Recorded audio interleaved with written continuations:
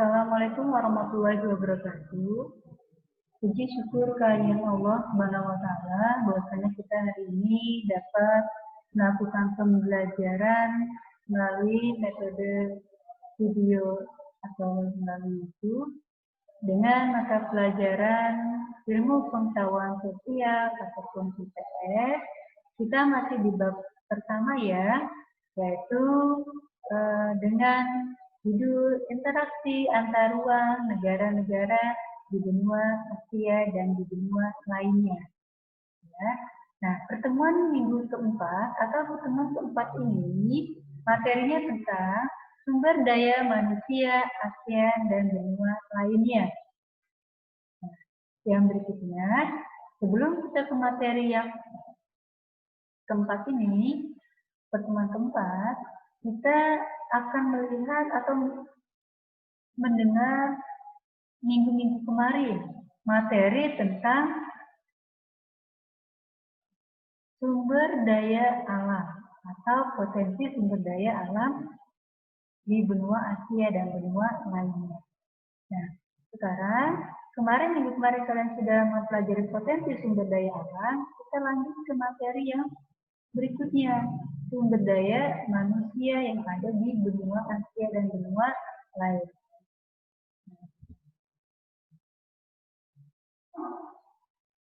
Nah, lihat tujuan pembelajaran kita hari ini. Ya. Tujuan pembelajaran kita ada beberapa bagian yang kalian harus ketahui ya di tujuan pembelajaran kita hari ini. Ya. Nah, ini tujuan pembelajaran kita. Yang pertama, siswa dapat mendeskripsikan sumber daya manusia benua Asia dan benua lainnya. Siswa dapat berpikir kritis, kreatif, inovatif dalam mengamati sumber daya manusia benua Asia dan benua lainnya. Yang ketiga, siswa memiliki kesadaran diri untuk menjaga dan melestarikan sumber daya manusia. Yang keempat, siswa dapat meningkatkan rasa kepercayaan diri dalam memiliki kemampuan leadership dalam menyampaikan hasil pengamatan atau pada saat menyampaikan hasil diskusi di depan kelas. Nah, pembelajaran IPS kali ini, tujuan pembelajarannya yang harus dimiliki oleh kalian setelah kalian belajar mata pelajaran IPS ya di hari ini. Nah, ini tujuan pembelajaran kita hari ini, ada 4 bagian ya. Kita lanjut ke materi kita hari ini. Ya. Yang pertama, sumber daya manusia benua Asia dan benua lainnya. Kita lihat yang benua Asia dulu. Ya. Di sini kalian bisa lihat gambar petanya. Kita lihat benua Asia merupakan benua yang penduduknya paling terbanyak. Ya, kenapa disampaikan atau disampaikan penduduknya paling terbanyak di dunia? Karena sekitar 60% penduduk dunia hidup di benua Asia. Ya. Nah, yang berikutnya, secara umum tingkat pertumbuhan penduduk di Asia sekitar 1,5% per tahun. Itu tingkat pertumbuhan penduduk di Asia, ya. Nah, kita lihat dari data tahun 2016, ini Ibu ambil dari tahun 2016, ya. Kualitas penduduk di benua Asia sangat beragam. Nah, kualitasnya. Nah, untuk sukunya yang ada di negara ASEAN, yaitu antara lain, yaitu Mongoloid, Melayu, Dravida, dan Kaukasoid, itu bangsa yang ada di benua Asia, ya, yang kalian harus ketahui. Nah, selanjutnya, benua Amerika yang kedua. Nah, benua Amerika ini merupakan benua yang paling penduduknya tiga terbanyak dari dunia. Nah, benua Amerika ini juga terbanyak juga nih penduduknya. Ya, kita lihat pertumbuhan penduduk Amerikanya di negara Amerika Utara ini mencapai 0,8 per tahun. Ya. Nah, adapun pertumbuhan penduduknya Amerika Selatan sekitar 1% per tahun. Berarti dia setiap tahunnya sangat meningkat ya untuk pertumbuhan penduduknya. Nah, negara-negara di benua Amerika yang termasuk dalam kelompok negara dengan indikator INPN sangat tinggi adalah apa saja? Ada Kanada, Amerika Serikat, Chile, dan Argentina. Ya. Nah, terus penduduk asli Amerika adalah apa sih ciri khasnya? Orang Eskimo atau Indian. Ya, itu untuk benua Amerika. Ya, ciri khas orang Amerika orangnya Eskimo dan Indian. Selanjutnya, benua Eropa yang ketiga. Nah, benua Eropa ini merupakan benua dengan penduduk yang paling terbanyak keempat, ya, di benua Asia. Dia penduduknya paling terbanyak nomor 4. Nah, suku bangsanya yang ada di benua Eropa yaitu Nordik, Slavia, Mediterania, dan suku bangsa lain yang mencakup Turki dan Mongolia. Ya, terus tingkat pertumbuhan penduduknya di Eropa sekitar 0,3% per tahunnya. Nah, ini berarti dia setiap tahunnya semakin meningkat. Ya, terus untuk negara-negara Eropa dalam kelompok negara dengan indikator INPN sangat tertinggi antara lain Norwegia, Swiss, Jerman, Denmark, Belanda, terus sama apa?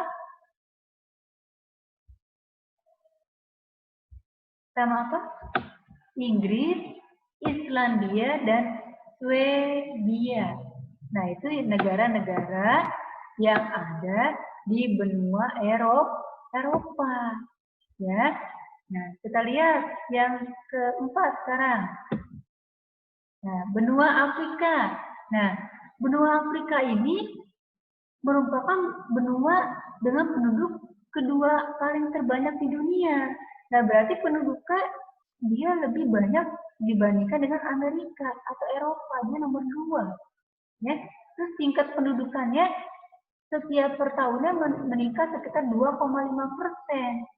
Nah, negara-negara benua Afrika ini dia termasuk kelompok negara dengan indikator INPN, tingkat antara lain, ya, misalnya Mauritius, Aljazair, Libya, dan Tunisia. Ya, terus suku bangsa yang berada di benua Afrika yaitu Negroid, Kaukasoid, Hamid, Pygmy, dan Hottentot. Ya, itu yang ada di benua Afrika. Ya, jadi kalian harus mengetahui perbedaan antara tadi benua Amerika, benua Eropa, benua Afrika, itu kalian harus mengetahui.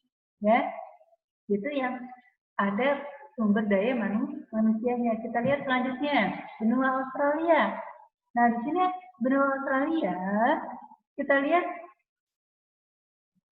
benuanya, penduduknya, kita lihat setiap tahunnya dia mencapai 0,5% penduduknya di dunia yang hidup di benua Australia. Nah, untuk kualitas penduduknya di Australia dan Selandia Baru termasuk sangat tinggi ya kualitasnya. Nah, dia tingkat pertumbuhan penduduk benua Australia ini sampai 1,4 per tahun. Ya, terus suku bangsa asli Australia yaitu suku aborigin.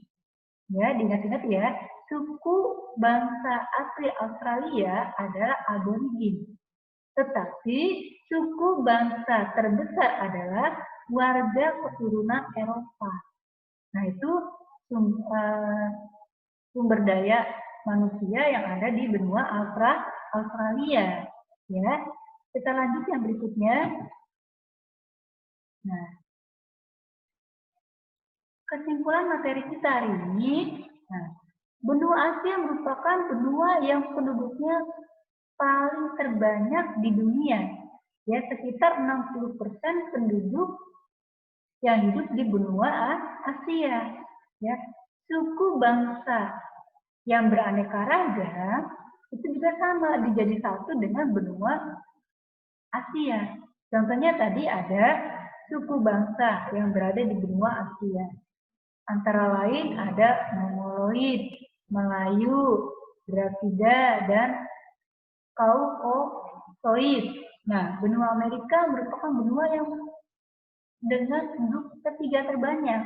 Nah, ada juga tadi yang nomor 2, ada juga nomor 1. Nah, itu masing-masing negara memiliki kelebihan dan kekurangan dari sumber daya manusianya. Ya, mungkin itu materi pembelajaran IPS, sumber daya manusia yang dapat Ibu sampaikan. Mudah-mudahan kalian mendapatkan ilmu yang bermanfaat. Nanti kalian di rumah untuk bukunya, kalian pelajari lagi, kalian baca lagi. Mudah-mudahan kalian menambah wawasan kalian. Ya, dan untuk tugas nanti kalian bisa lihat di Google Classroom. Ya, akan disampaikan tugasnya di Google Classroom atau dituliskan di Google Classroom. Dan untuk materi hari ini, pembelajaran IPS di kelas 9, Ibu cukupin dan Ibu akhiri. Assalamualaikum warahmatullahi wabarakatuh.